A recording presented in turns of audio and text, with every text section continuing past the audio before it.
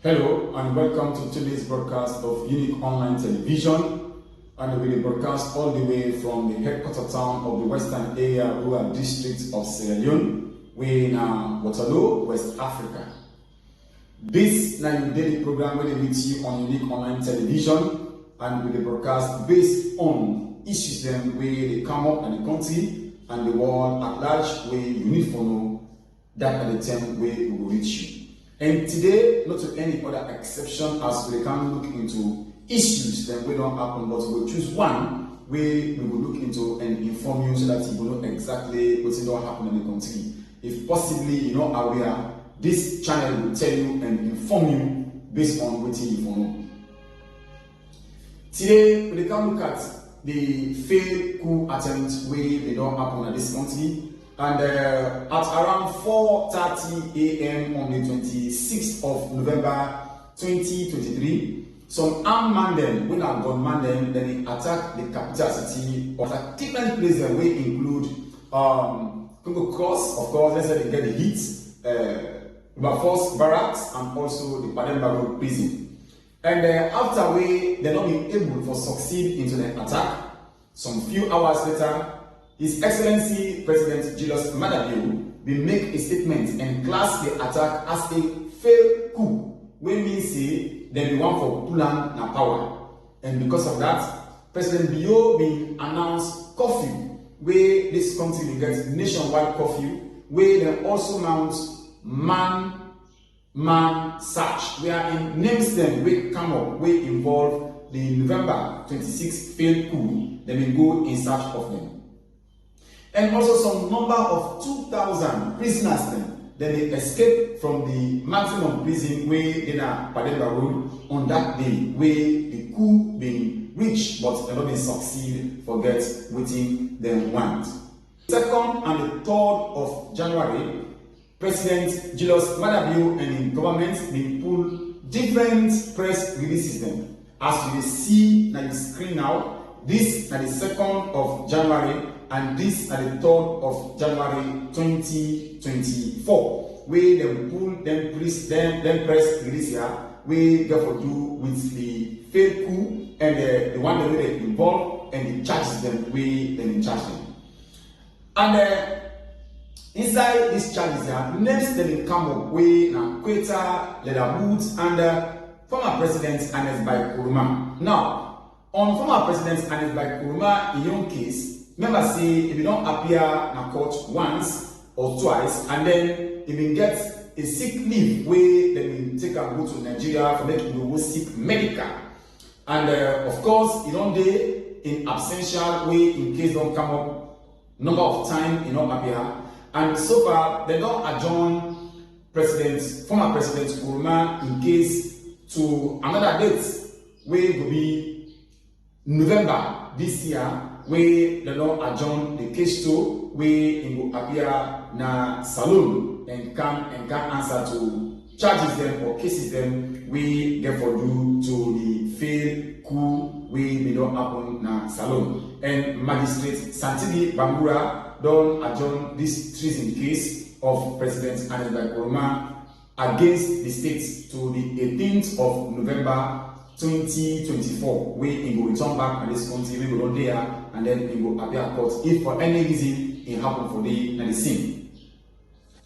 Now today, the courts don't pass another judgment where the former bodyguard of the former president, winner Ernest by Koroma, where the courts don't find him guilty of treason with other 10 people them, where they 11 in total, and they don't sentence them with different numbers of years where they in prison for that number of years, and they based on waiting the judge don't pass upon them. Now, after this announcement, the BBC Umaru Fofana being get for report this on Focus on Africa, now the BBC World Service. Take it in and listen to this as waiting to report now the BBC World Service. The 11 convicted persons received between 30 and 70 years that they will be serving behind bars. But obviously, a good number of them were convicted on several counts, which cumulatively runs beyond a century. A police officer who was amongst them received 30 years, which is the lowest. And then the first accused, or the first convict, as he is referred to now, received several jail terms, but the highest was 70 years, convicted on various counts ranging from treason to murder. Right. Tell us about some of the personalities that may stand out among those found guilty. Well, they were all either former soldiers or serving police officers or civilians. But the one that stands out the most is Amadou Koita. Koita was a bodyguard to the former president of Sierra Leone, Ernest by Koroma, and he was the first accused and now the first convict. He had, before the events of November last year, been appearing on social media, putting out vitriols against the president of Sierra Leone now, Julius Maada Bio, and CCTV images appeared of him carrying a gun on the 26th of November when the attempted failed coup happened. And he is the person who is most known amongst all of them. And then one of the two women convicted, a police officer, was indicted and eventually convicted because he harbored Koita. So after the attempted coup had failed in November last year, Koita sought refuge at her residence. And then eventually Koita was arrested at her residence. So she was a serving police officer, and then she was eventually charged and convicted on the grounds that she harbored Koita. Right. Could you remind us then these events of 26th November last year and how they were interpreted and led to the process that is culminating in the convictions that we are talking about? Well, at dawn on the 26th of November last year, Freetown woke up to sounds of artillery and gunfire after a group of people had broken into the main armory at the country's main military barracks at Wilberforce. And it led to some attacks in some other military barracks, for example, at Moritown, which is not too far away. And it's got to be said that the military barracks, which had the armory where these people broke into, is just a few minutes away from the president's lodge.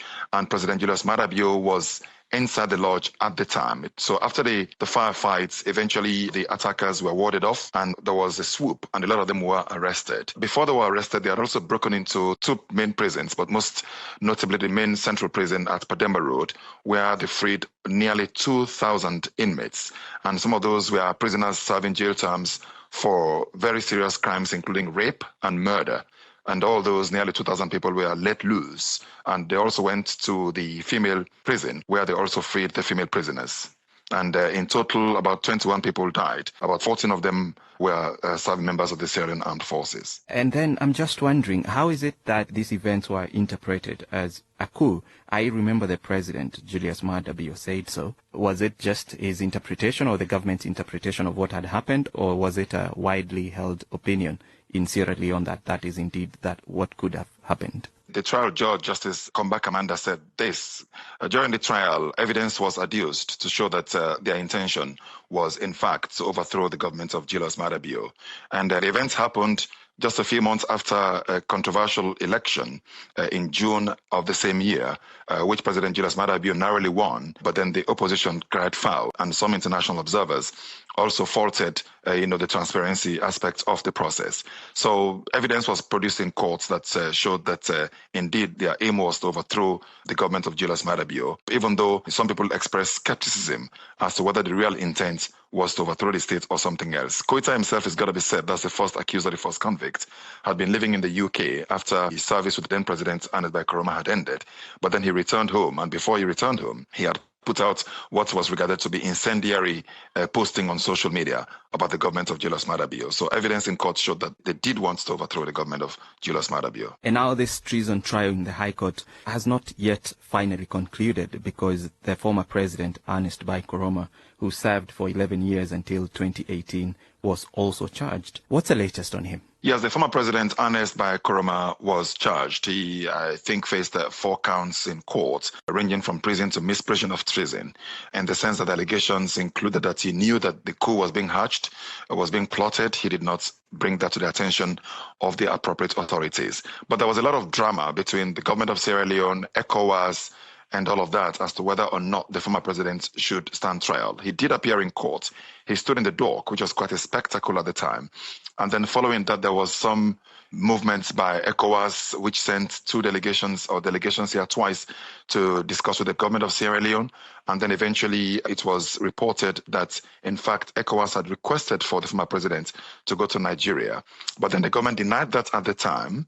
Following that, a motion was moved in court that he was not feeling well, which led to him being flown to Nigeria on medical grounds. He was supposed to have appeared in court a few weeks later. His lawyers went and said that he still needed time to continue with his medical. And then adjourned dates were given. He didn't show up. The last time it was requested that he be allowed to not come back until November to face the court. So in addition to the former president, Ernest Koroma's trial, there is another trial going on again of some 28 military officers at a court-martial. So one of those 28 pleaded guilty to treason, so he's not facing trial anymore. The 27 others are still facing the court-martial, and the defense have taken up their duties, and it is hoped that in the coming weeks, that also be concluded, and those 28 military officers, if convicted, will also face sentences. Sierra Leone has abolished the death penalty, but these prison sentences that you've described, up to 70 years, seem quite lengthy. Are they aimed at sending a message? It's interesting, Charles, that you asked that question, because when the country repealed its death penalty a few years ago, it was replaced with life imprisonment. But there's a technicality about life imprisonment. Under the country's laws, the Correctional Services Act, life imprisonment does not go beyond 30 years, in which case there is also what they call remission. So when that deduction is made, if you are sentenced to life in prison, it means you can serve just about 21 years in prison. It is safe to assume here that the judge decided to give them specific prison terms because those prison terms up to 70 years, they make life imprisonment look lenient. So clearly it's a tough message they are sending. And the judge himself did say that in court, that this was a message aimed at warding off anybody who considers a coup or coup d'etat as being fashionable. So clearly this was a very tough message aimed at warding off anybody who might be harboring any such intention to overthrow the state or the government. That's now Umaru Fofana, we report from the BBC World Service, and Yusuf Doyeri, the number of years that they're not attached to either of them, the courts don't found guilty for treason, with murder, and shooting with intent, we therefore do for shoot somebody for killing. So that's now what's not happen inside the court based on the failed coup attempt will take place on the 26th of November 2023. If this is the first time to watch this channel, make sure you subscribe and make your comments at the comment box based on what we tell you and what we do. And if for any reason you don't subscribe, make sure you tap on the notification bell so that you will get notification each time we upload. You will not say yes, we don't upload. And also you can contact me on the numbers that way they appear on the screen. If for any reason you want me to cover your program, make we do any advertisements for you, make it for television and online adverts, you can contact me on the number then on the screen. Till we meet again, I appreciate you so much. And me now Mustafa Fofana, we people they call that, and this is a unique online television with the broadcast all the way from Waterloo, Western Area, Rural District. Till we meet again, bye bye, God bless you.